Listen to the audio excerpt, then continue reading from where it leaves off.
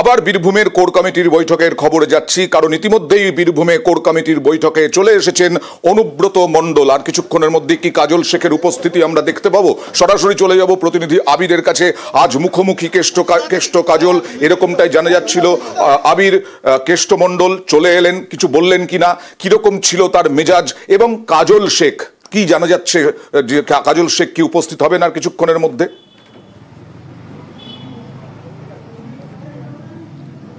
দলীয় কার্যালয় যেখানে বৈঠকটি হচ্ছে বোলপুরে, তার বাইরে যে সমস্ত ব্যক্তিরা আগ্রহের সঙ্গে বৈঠক সম্পর্কে জানতে উৎসুকভাবে অপেক্ষা করছেন, তারা বলছেন এটা বোধহয় কোথাও গিয়ে চাপ বাড়ানোর একটি কৌশল।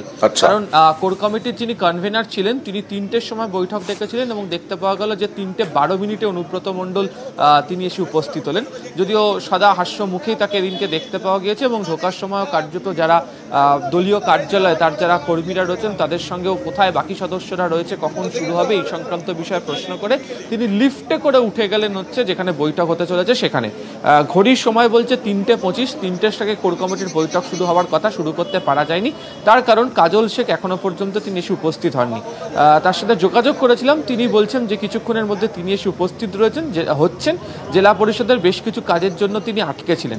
তবে অনেকেই বলছেন যে রাজনৈতিকভাবে একে অপরের দিকে যে চাপ তৈরি করার যে কৌশল, সেটা বোধহয় কোর কমিটির বৈঠক থেকে রাখা হতে পারে এবং সেই কারণেই হচ্ছে যে বাকি সদস্যরা এসে যাওয়া, কাজলের না এসে উপস্থিত হওয়া, তিনি বৈঠকে কখন যোগ দেবেন এই নিয়ে যে আলোচনাটা চলছে সেখানে চাপ তৈরি করা একটা কৌশল বলে মনে করা হচ্ছে।